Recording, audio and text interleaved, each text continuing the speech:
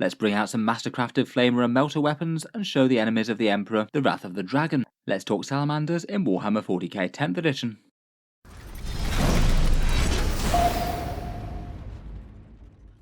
Hello and welcome back to Auspex Tactics, where today we're talking Space Marines once more, and in this video I thought we'd do a chapter focus, talking about the Salamanders and what they can do in-game.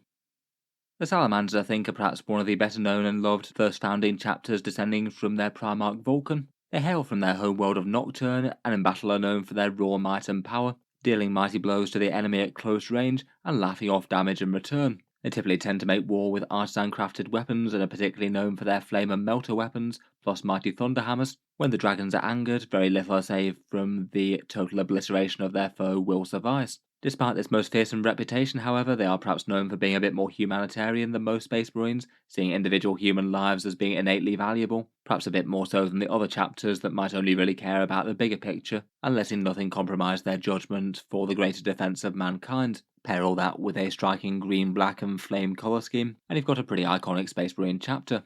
In-game in 10th edition, their rules are realised by two unique characters, Vulkan Hestan and Adrax Agatone, technically the only true 100% Salamanders rules out there at the moment, though they are also represented by their Firestorm assault formation as well. Technically a detachment that any chapter can use, but certainly fits very well with the Salamanders' preferred way of war, perhaps being best with some of the flame and melter weapons in the Codex, and works quite well with Vulkan Hestan in particular. Jumping straight in though, and starting with their unique characters, Adrax Agatone is the captain of the Salamander's third company known as the Pyroclasts, and fights in battle with his mastercrafted thunderhammer Malleus Noctum and Drakis his flame pistol. In the index version of the Space Marine rules, I did think he was kind of underwhelming really. He definitely has a fair bit of personal might, but was only locked into leading assault intercessors, and now he's been allowed to lead Blade Guard veterans as well. I feel like he's flipped from being a sort of underwhelming character to being really quite a good one. Stats wise, he's a 5 wound Space Marine captain with a 2+ armor save and a 4+ invulnerable, so at least fairly tough as characters go, I guess. Drakis is a fairly savage flamer, d6+3 shots at strength 4, AP 1 and damage 1, with a good roll that could definitely take a big chunk out of horde style shooting. There is definitely more threat in melee combat with Malleus Noctum, 5 attacks hitting on 2s at strength 10, AP 2 and a big damage of 3. No devastating wounds like some other thunderhammers unfortunately, but that's still a great profile for killing things like Terminator equivalents. Overall his raw fighting really isn't too bad for 85 points, but by far his best benefit is his combat one, as he allows you to reroll wound rolls in melee both with his own attacks and those of the unit that he's leading. Really quite nice for mid-strength attacks of Blade Guard, and maybe a bit more useful compared with say Assault Intercessors, as they can often get that same buff just built into their own stat line. He also backs that up with a handy enough rule to halve the objective control of enemies in melee with him. Maybe not too bad on a squad that's going to wind up in combat fighting over objectives from time to time.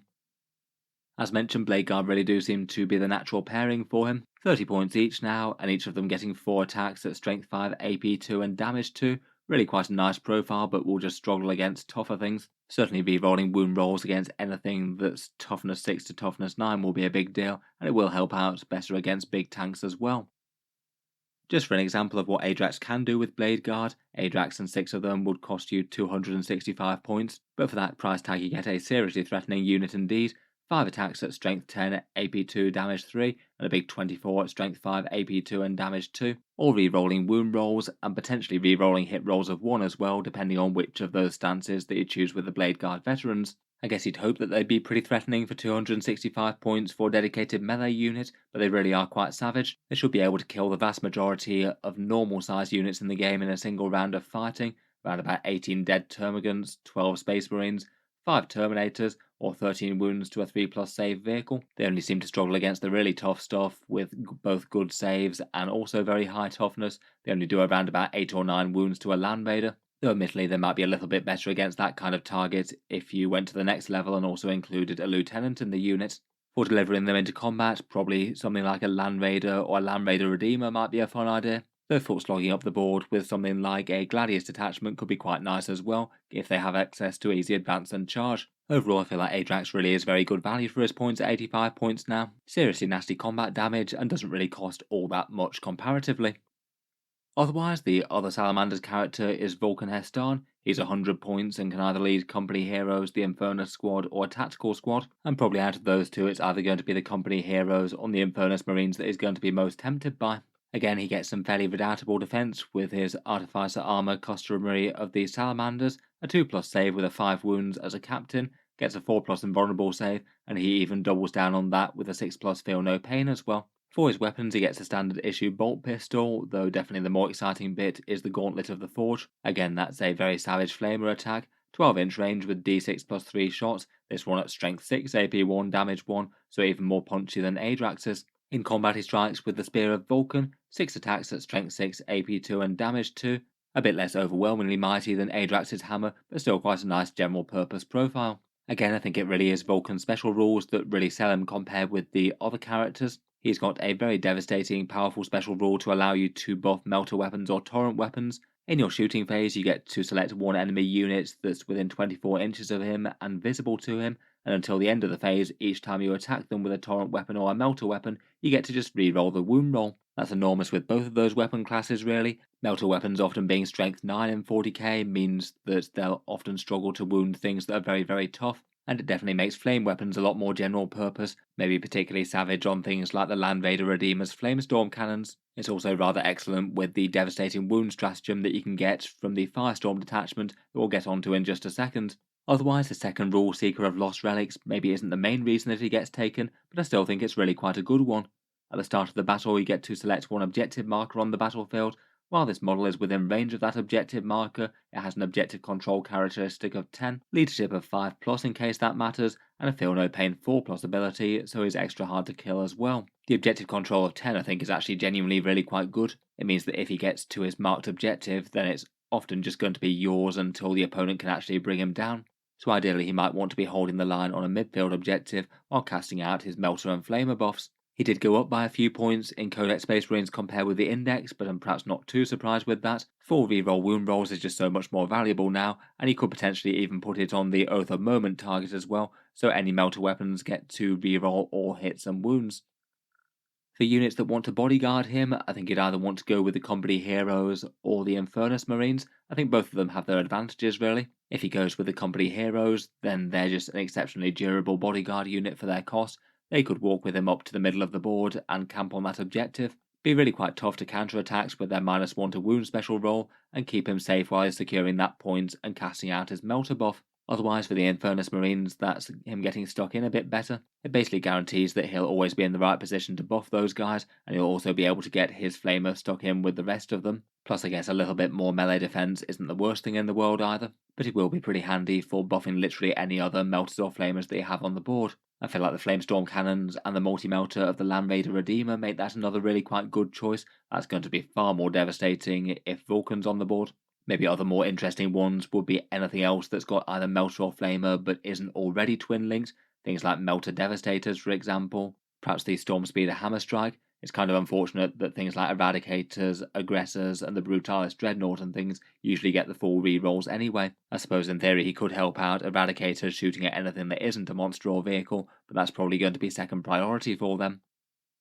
As I talked about already in a previous video, Vulkan Hestan can do some absolutely savage damage with the Infernus Marines though if they're in the Firestorm Assault Force. Basically try and get the Infernus Marines in range of something important, and then use the stratagem for devastating wounds, and Vulkan can mark them their target. Vulkan could potentially be in the unit, or he could have an attached Primaris captain within the unit, and then that captain could give them the stratagem for free, and Vulkan can watch on from the sidelines somewhere else where he's sitting nice and safe in, say, Company Heroes or something. On average, the Infernus Marines get around about 35 hits with their flame weapons, all at strength 6 in the Firestorm Force with devastating wounds, and they get to fully reroll wound rolls and fish for those if it makes sense. And their typical damage is just fairly spectacular: 25 dead Termagants, 8 Intercessors, 4 Terminators, or around about 11 or 12 wounds to most vehicles. Really quite scary stuff overall, just for fairly cheap anti-infantry flamethrower units. There's not that much in the game that's not going to really feel it when they start burning them. Even after the combo is all finished, there'll still be an enormous Overwatch nuisance next turn as well, and that could be pretty scary as well. Talking of the Firestorm Force though, let's get on to that, and this one's basically the Salamanders themed detachment that they're not locked into, but definitely exemplifies their fighting style with close-range melter and flamer weapons, and of course has great synergy with Vulkan Hestan, just given the fact that that combo exists.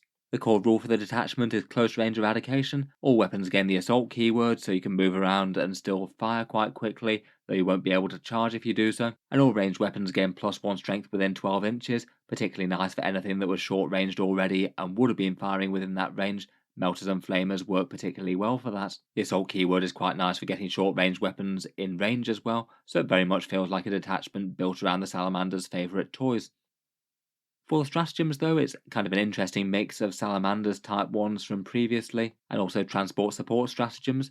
5 out of 6 of them are battle tactics, so captains are really quite good here, and 3 out of the 6 of them are transport themed, so you'd probably want at least some of them. Putting both of those things together, and it feels like the Land Raider Redeemer is a pretty big fit here. For the stratagems, you've got the basic Armour of Contempt to worsen enemy AP, a standard helpful durability boost there. Then we've got Burning Vengeance, one that allows you to jump out of a transport and shoot the enemy back and try and destroy the unit that just shot you. That could be really quite big for 1 CP, though might leave the unit inside of it exposed. Could be quite nice for, say, a Land Raider or a Repulsor or something, filled to the brim with Hellblasters, Aggressors, or Eradicators perhaps. Crucible of Battle is a very iconic Salamanders one. This one's just a flat +1 to wound for an Adeptus Astartes infantry unit.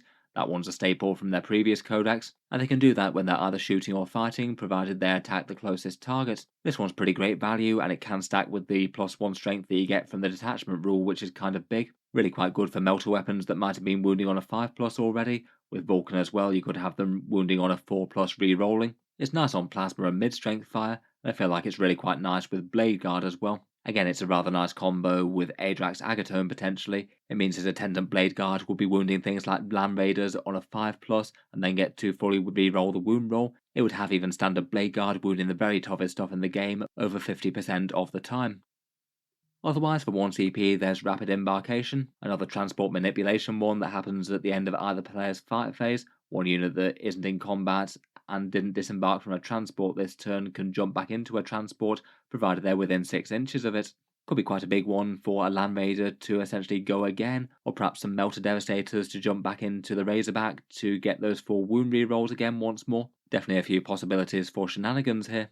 Then, as we mentioned a second ago, there's Immolation Protocols for 2 CP for torrent weapons gaining devastating wounds. As we've just seen, it's absolutely enormous on Vulkan Hestan. It looks like him plus the Infernus Marines is probably the single biggest damage output you can get out of it, though it is really quite nice just on Flamestorm Aggressors without any sort of Vulkan buff as well. They re-roll the wound rolls innately, so you can average around about 8 devastating wounds out of them, though given that it costs 2 CP, it might be a good idea to have a Gravis Captain along from the ride, so they can trigger this for free.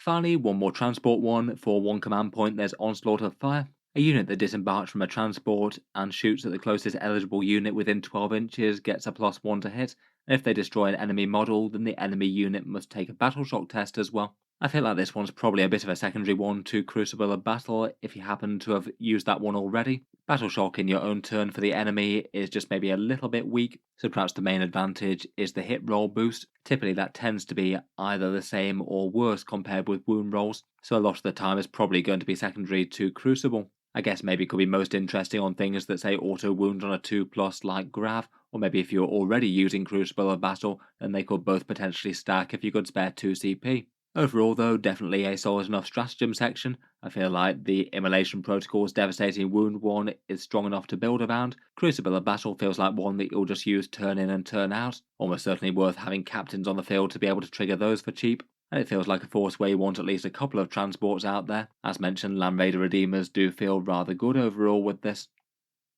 Again, I feel like Flamestorm Aggressors are going to be really quite an important unit as well. Just feels all around excellent jumping out of a Land Raider or possibly a Repulsor. Could make good use of both Crucible of Battle or the Devastating Wounds torrent thing, depending on their targets. Finally, for the Firestorm Force, we have the enhancements. There's War Tempered Artifice for 25 points, that's +3 to the strength of melee weapons for an infantry model, though it's maybe just a little bit on the pricey side for 25 points. Probably going to be most relevant for making a Power Fist strength 11 or something like that. It would make a captain seriously quite punchy against tanks, I suppose. The Adamantine Mantle is 20 points for a -1 damage to the attacks made against the bearer, plus Melter and Torrent weapons only do damage 1 against them. I feel like that's perhaps a little bit underwhelming for 20 points perhaps. Champion of Humanity seems rather great for 10 points if you've got a Tacticus leader out there, The squad that's on can ignore all modifiers to characteristics for rolls and tests that they make, aside from any savers, of course. If you had, say, a Primaris Lieutenant in a Blade Guard or a Hellblaster squad, that seems borderline auto-include, provided that you're not using Forged in Battle on that same model, which is the last enhancement. I might rate that as just a little bit better and more reliable for sheer value. This one means that you can just change one hit roll or saving throw per turn to an automatic 6 after rolling. So basically it means almost guaranteed extra hits provided you failed at least one hit roll, or entirely guaranteed extra saved models provided you have some save at all. For 15 points, that's probably going to justify itself after just one turn of both giving and taking damage. Could be quite nice for things like a Primaris Lieutenant or Apothecary Biologist as well. It means that you could dial in an automatic 6 to auto-wound the foe.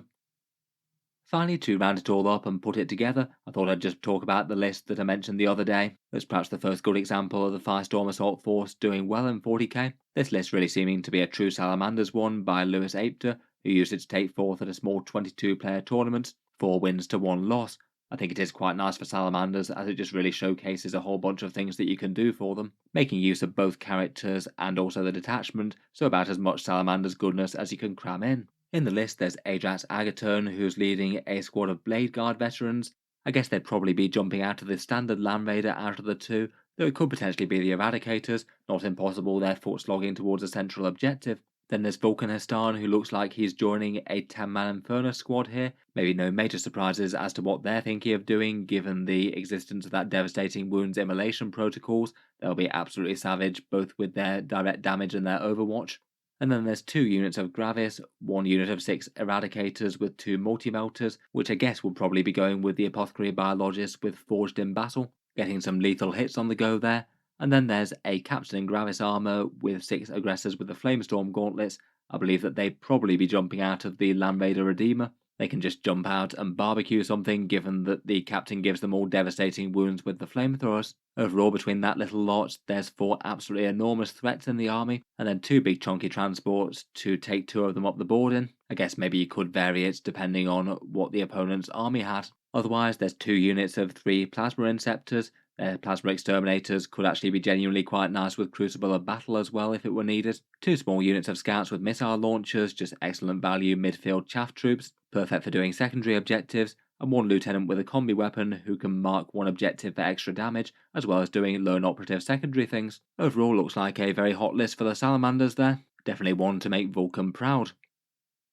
Overall, I feel like out of the chapters, the Salamanders really haven't done too badly out of the Space Marine Codex. Their fluffy detachment has got some very strong options, and both of their special characters are standout good. I feel like things are looking fairly up for the boys in green. I'm sure we'll be seeing plenty of Flamestorms jumping out of Land Raiders in the future. Let me know your thoughts of the state of the chapter in the moment now, and any other cool combos or tricks and things that I might not have mentioned here. I look forward to hearing all your insights down in the comments as always. If you've enjoyed the video, then feel free to subscribe to Auspex Tactics, where I'll certainly keep the regular 40k videos coming. I do tend to post new ones just about every day. Finally, if you have been enjoying all the videos on the channel, I would also like to mention that the channel does have a Patreon page as well, which is the main way that I can keep all these 40k videos coming quite so regularly, with releases most days. Channel patrons do get a few advantages, seeing certain videos early on the channel, regular votes to see what sort of things happen next, and automatic entry into the regular prize giveaways with a chance to win some big model kits each month. If any of that sounds good to you, or you'd just like to help support, the link is down in the video description. In any case, an enormous thank you for listening, and I'll hope to see you guys next time.